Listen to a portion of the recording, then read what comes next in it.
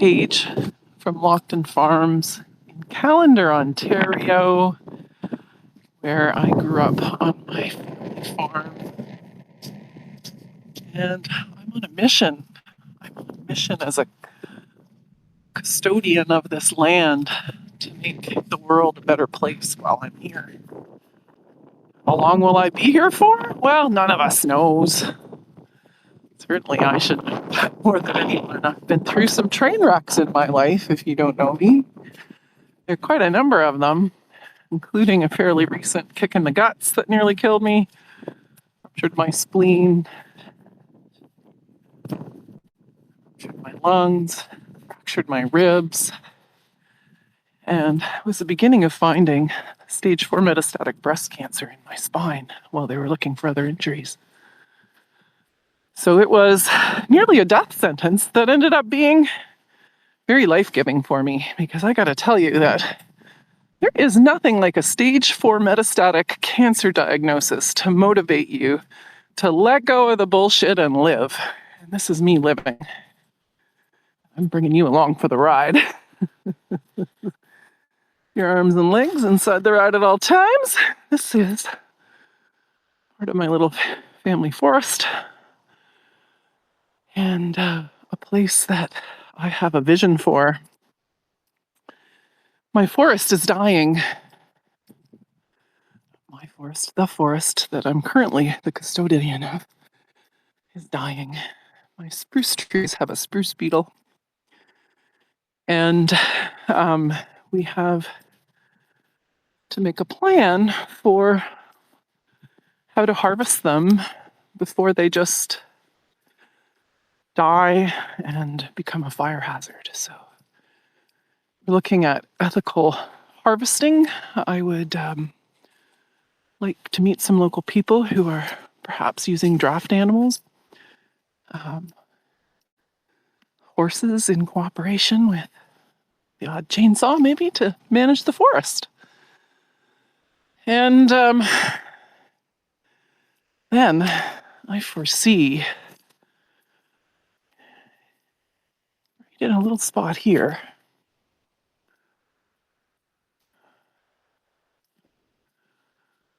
a special spot for a platform and a big canvas tent.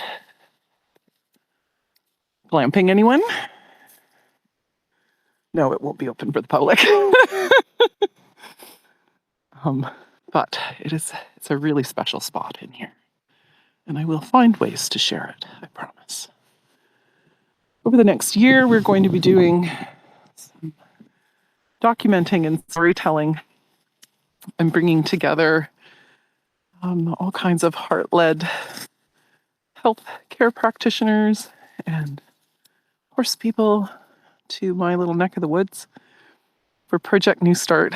And it will help a young girl, a daughter of 2 military veterans who are retired, who could not otherwise access equine-assisted modalities and therapies and own her own horse without our assistance. And I can tell you it's a deserving family.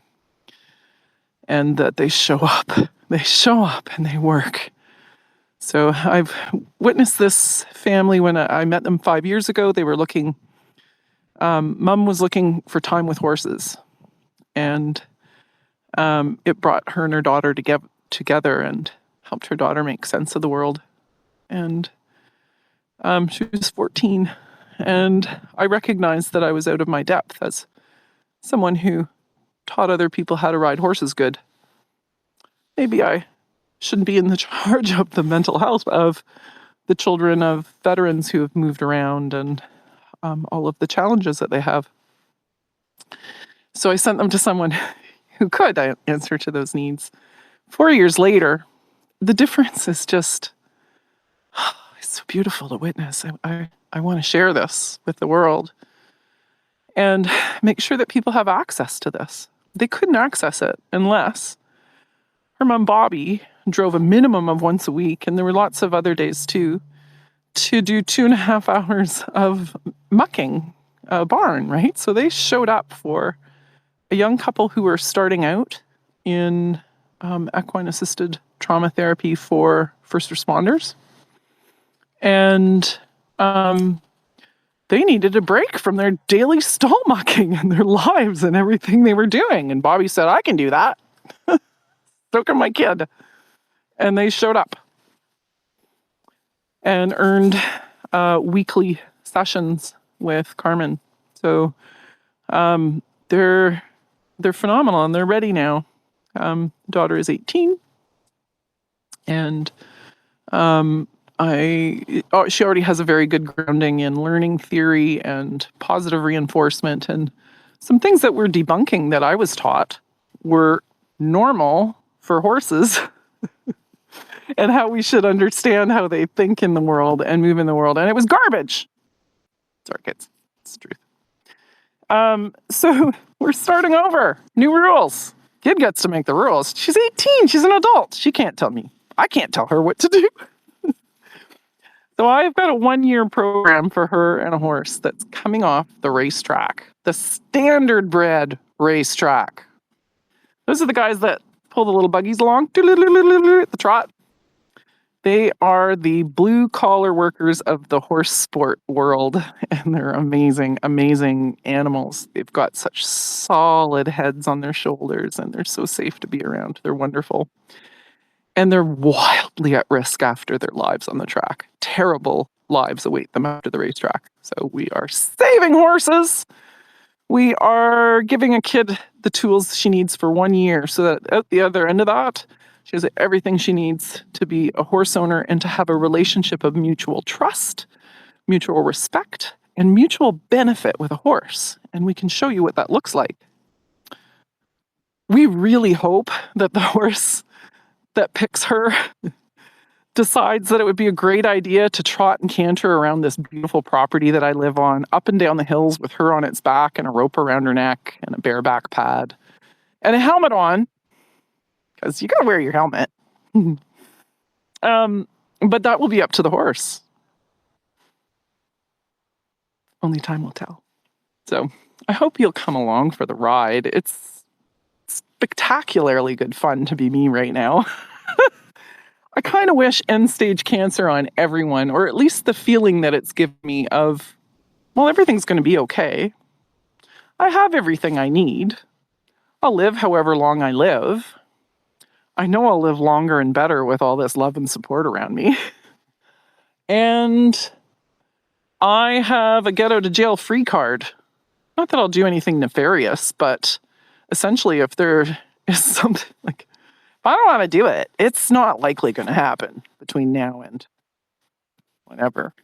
This is it. I'm looking down the barrel of a gun.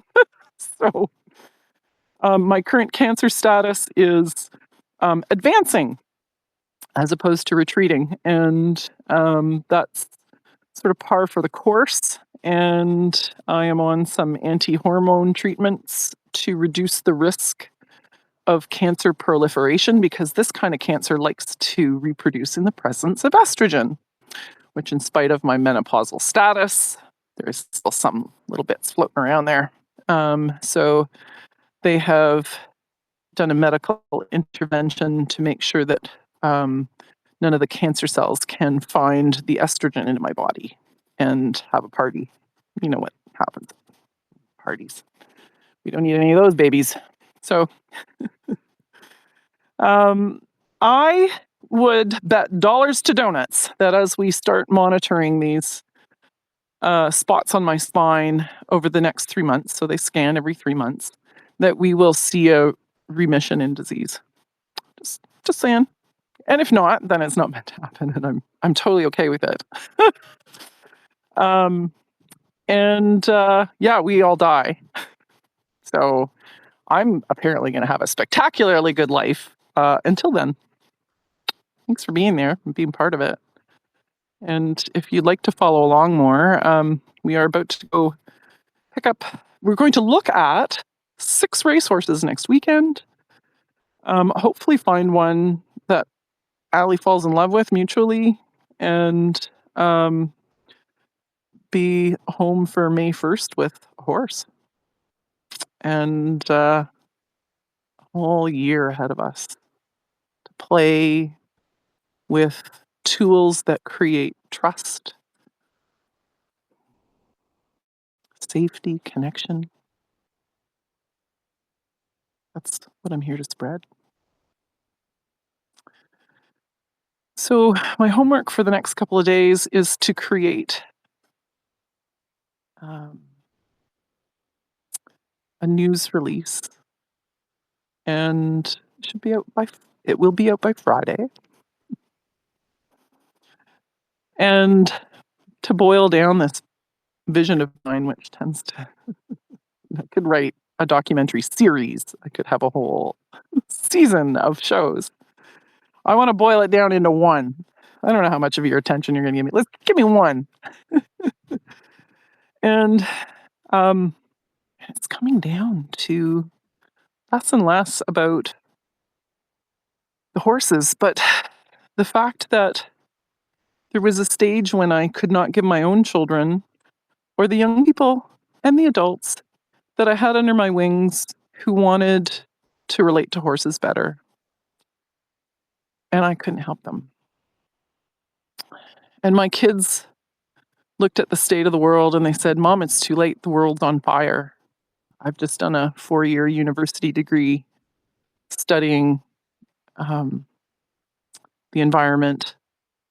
And so my middle boy, Sam, has part of me which says anything is possible, and part of his dad which says climate change is, he's been studying climate change. And he went off to school and he was going with all the enthusiasm of figuring out where he was going to have his place to solve this. And in the phone call that I had with him last night, he's going through this existential grief. He said, Mom, we were meant to be a hunter-gatherer society. In all of my studies and all of the eras and epochs, we need to return to a hunter-gatherer society. It's how I want to live. It's what's in my bones. I live for being in the trees and the creatures, and I'm watching helplessly and I can't change it, Mom. I can't. I can't. It's too late. We can't go back to that. And I said, hold my beer. What do you think I've been doing here? I don't care if all those nice rich people ride horses good or not. I've been studying how we live better. Last year, when I went down to study with my friend Saxon Alexandra, yes, a horse person. And yes, I learned about fascia and all kinds of things. But I watched them in a community on North Hero Island where they lived in agreement with the other farmers in the area about who grew what and how to trade crops and how not to compete. They had an arts community that was thriving. They supported LGBTQ plus and trans people equally. They managed the land ethically with sustainability and permaculture practices, without chemicals, and with the cooperative, happy use, and I can show you videos of this, of animals who choose to work alongside them. You know, I said, Sam, just come home. Just come home. Just come home. I got you. I was made for this. This is the reason I am here. You may be right. Maybe this is the Titanic and we're going down. But do you know what? On board the Titanic, there were men playing music as she sank. Well, I'm not much of a musician, but fuck, I can shake her, man. I can shake her with the best of them. So I'm finding the boys in the band and I'm dancing. I am dancing. What do you do when the world's on fire? Well, there's a war somewhere right now and someone's having a hard time somewhere right now. But right now, I'm in a forest. Right now is all we have. Right now. Where are you now? I'm safe now. I feel safe for the first time in my whole life, and I'm closer to death than ever. I want other people to experience this too. I know how to dance on the edge of the Titanic. This motherfucker's heaving titanically. I'm going down singing. Come along with me.